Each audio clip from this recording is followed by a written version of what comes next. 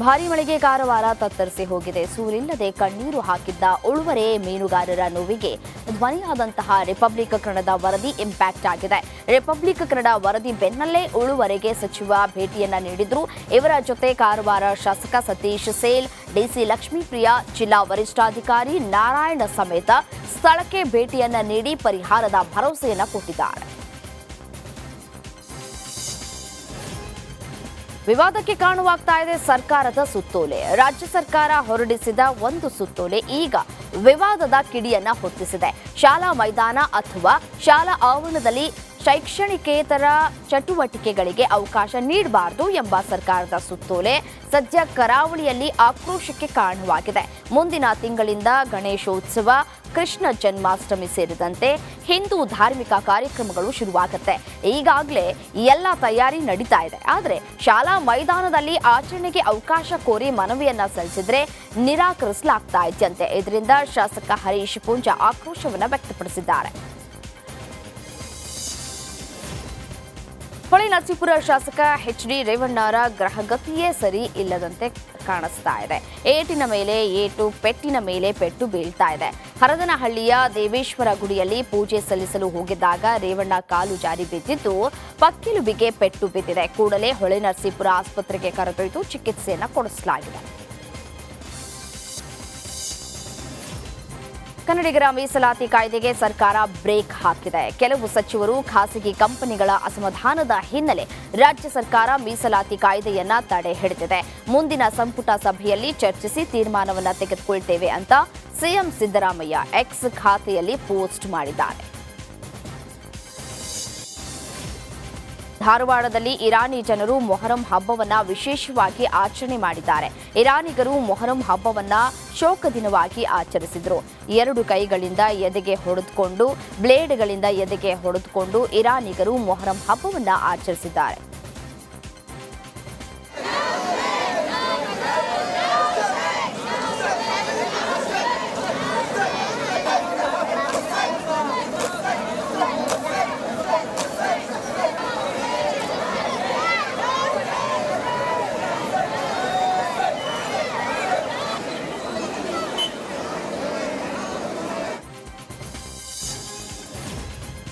ಬಾಗಲಕೋಟೆ ಜಿಲ್ಲೆ ತೆರದಾಳ ಪಟ್ಟಣದಲ್ಲಿ ಹಿಂದೂ ಮುಸ್ಲಿಮರು ಭಾವೈಕ್ಯತೆಯಿಂದ ಮೊಹರಂ ಹಬ್ಬವನ್ನು ಆಚರಣೆ ಮಾಡಿದ್ದಾರೆ. ಪಟ್ಟಣದಲ್ಲಿ ಡೋಲಿ ಮೆರವಣಿಗೆ ಮಾಡಿದ್ದು, ಡೋಲಿಗೆ ಅಡ್ಡ ಮಲಗಿ ಭಕ್ತರು ದೇವರ ಆಶೀರ್ವಾದವನ್ನು ಪಡೆದುಕೊಂಡಿದ್ದಾರೆ.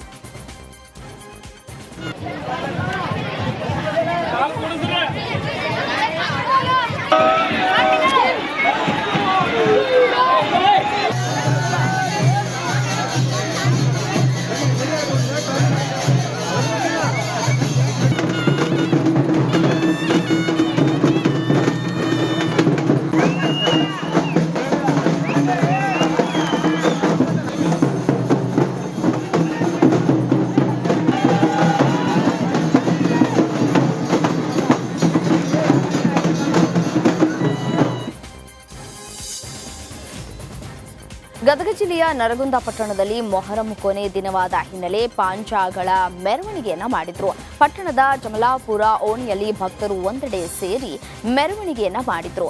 ಮೆರವಣಿಗೆ ವೇಳೆ ಹೆಜ್ಜೆ ಮೇಳ, ಹಲಗೆ ಮೇಳಗಳ ಜೊತೆಗೆ ಹುಲಿ ವೇಷ ಹಾಕಿ ಹುಲಿ ಕುಣಿತ ಮಾಡಿ ಭಕ್ತರು ತಮ್ಮ ಹರಕೆಯನ್ನ ತೀರಿಸಿದ್ದಾರೆ.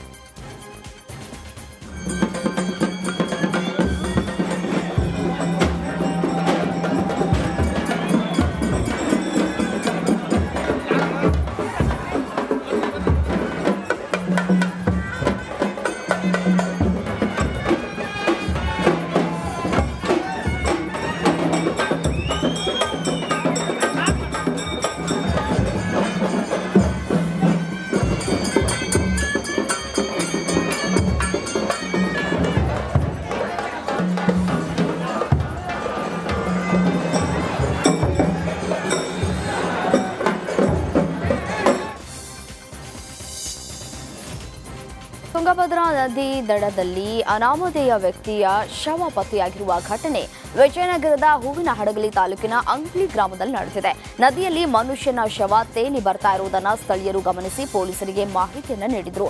ಮಾಹಿತಿ ಪಡೆದ ತಕ್ಷಣ ಸ್ಥಳಕ್ಕೆ ಹೂವಿನ ಹಡಗಲಿ ಪೊಲೀಸರು ಭೇಟಿ ನೀಡಿ ಪರಿಶೀಲಿಸಿದಾಗ ವ್ಯಕ್ತಿಯ ಕೈ ಕಾಲುಗಳಿಗೆ ಹಗ್ಗದಿಂದ ಕಟ್ಟಿ ಹಾಕಲಾಗಿತ್ತು.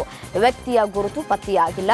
ಸ್ಥಳಕ್ಕೆ ಹರಪನಹಳ್ಳಿ ಡಿವೈಎಸ್ಪಿ ವೆಂಕಟಪ್ಪ ನಾಯಕ ಹಾಗೂ ಸಿಪಿಐ ದೀಪಕ್ ಆರ್ ಬೂಸರೆಡ್ಡಿ ಭೇಟಿಯನ್ನ ನೀಡಿ ಪರಿಶೀಲನೆಯನ್ನು ನಡೆಸಿದ್ದಾರೆ. ಬೆಂಗಳೂರಿನ ರಾಗಿಗುಡ್ಡದಲ್ಲಿ ದಕ್ಷಿಣ ಭಾರತದ ಅತಿ ಎತ್ತರದ ರೋಡ್ ಕಮ್ ರೈಲು ಮೇಲ್ಸೇತುವೆ ಅಂದರೆ ಡಬಲ್ ಡೆಕ್ಕರ್ ಫ್ಲೈಓವರ್ ನಿನ್ನೆ ಲೋಕಾರ್ಪಣೆಗೊಂಡಿದೆ. ಒಟ್ಟು 449 ಕೋಟಿ ರೂಪಾಯಿ ವೆಚ್ಚದಲ್ಲಿ ನಿರ್ಮಾಣಗೊಂಡಿರುವಂತಹ 3.36 ಕಿಲೋಮೀಟರ್ ಉದ್ದದ ಡಬಲ್ ಡೆಕ್ಕರ್ ಫ್ಲೈಓವರ್ನ ಡಿಸಿಎಂ ಡಿಕೆ ಶಿವಕುಮಾರ್ ಮತ್ತು ಸಾರಿಗೆ ಸಚಿವ ರಾಮಲಿಂಗಾರೆಡ್ಡಿ ಲೋಕಾರ್ಪಣೆಗೊಳಿಸಿದ್ರು.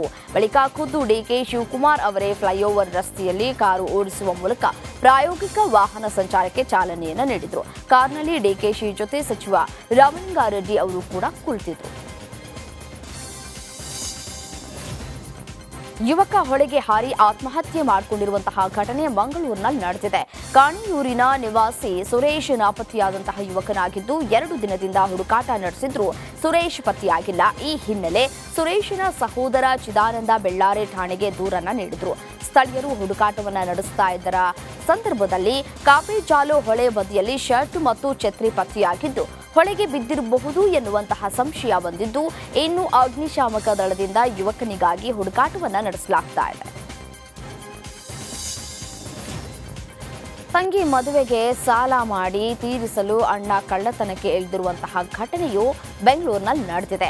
ಮದ್ದೂರು ಮೂಲದ ಆರೋಪಿ ಸಂಜೀವ್ ಕುಮಾರ್ ಕೆಲ ವರ್ಷಗಳ ಹಿಂದೆ ತಂಗಿ ಮದುವೆಯನ್ನ ಮಾಡಿದ್ದು ಮದುವೆಗೆ ಸಾಲ ಮಾಡಿಕೊಂಡಿದ್ದ. ಸಾಲ ತೀರಿಸೋದಕ್ಕಾಗದೆ ಹೆಂಡತಿಯೊಂದಿಗೆ ಬೆಂಗಳೂರಿಗೆ ಬಂದಿದ್ದ. ಫುಡ್ ಡೆಲಿವರಿ ಜೊತೆಗೆ ಅವಕಾಶ ಸಿಕ್ಕಾಗೆಲ್ಲ ಸರಗಳ್ಳತನ ಮಾಡಿ ಸಾಲವನ್ನ ತೀರಿಸ್ತಾ ಇದ್ದ. ಇಲ್ಲಿಯವರೆಗೂ 7 ಕಡೆ ಕೈಚಳಕ ತೋರಿದಂತಹ ಆರೋಪಿಯ ದೃಶ್ಯ ಸಿಸಿಟಿವಿಯಲ್ಲಿ ಸೆರೆಯಾಗಿದ್ದು ಸಿಸಿಟಿವಿಯ ದೃಶ್ಯವನ್ನು ಆಧರಿಸಿ ಆತನನ್ನ ಕೆಂಗೇರಿ ಪೊಲೀಸರು ಬಂಧಿಸಿದ್ದಾರೆ.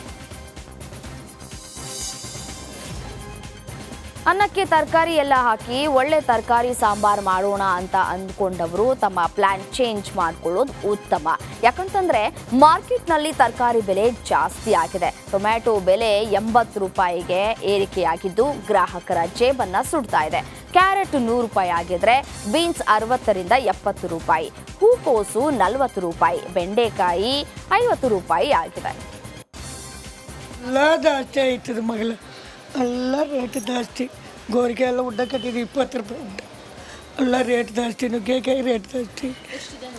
ನುಗ್ಗೆಕಾಯಿ ಇವತ್ತು ನಮ್ಗೆ 70 ರೂಪಾಯಿ ಕೆಜಿ ಹಾಕ್ತಾರೆ. ನಾವು 100 ರೂಪಾಯಿ ಮಾಡ್ತಾಯಿದ್ವಿ. ಟೊಮೆಟೊ 100, ಇದು 1500. ಮಳೆಗೆ ಎಲ್ಲ ದೇಶದ ಬೆನ್ನೆಲುಬು ರೈತನಿಗೆ ಮಾಗಡಿ ರಸ್ತೆಯ ಜಿಟಿ ಮಾಲ್ನಲ್ಲಿ ಪ್ರವೇಶ ಇಲ್ಲ ಅಂತ ಅವಮಾನವನ್ನ ಮಾಡಲಾಗಿತ್ತು. ಈ ಘಟನೆ ರಾಜ್ಯಾದ್ಯಂತ ಭಾರಿ ಸದ್ದು ಮಾಡಿತ್ತು. ಮಾಲ್ನಲ್ಲಿ ಸಿನಿಮಾ ನೋಡೋದಕ್ಕೆ ಮಗ ಅಪ್ಪನನ್ನ ಕರೆದುಕೊಂಡು ಬಂದಾಗ ಸೆಕ್ಯೂರಿಟಿ ಗಾರ್ಡ್ ರೈತನಿಗೆ ಪ್ರವೇಶ ನೀಡೋದಕ್ಕೆ ನಿರಾಕರಿಸಿದ್ದು. ಈ ಬಗ್ಗೆ ನಿಮ್ಮ ರಿಪಬ್ಲಿಕ್ ಕನ್ನಡ ವರದಿ ಬಿತ್ತರಿಸ್ತಾ ಇದ್ದಂತೆ ಮಾಲ್ ಮ್ಯಾನೇಜರ್ ಕ್ಷಮೆಯನ್ನ ಕೇಳಿದ್ದಾರೆ. ಅಲ್ಲದೆ ಅವಮಾನ ಆದ ಜಾಗದಲ್ಲೇ ರೈತನಿಗೆ ಸನ್ಮಾನವನ್ನ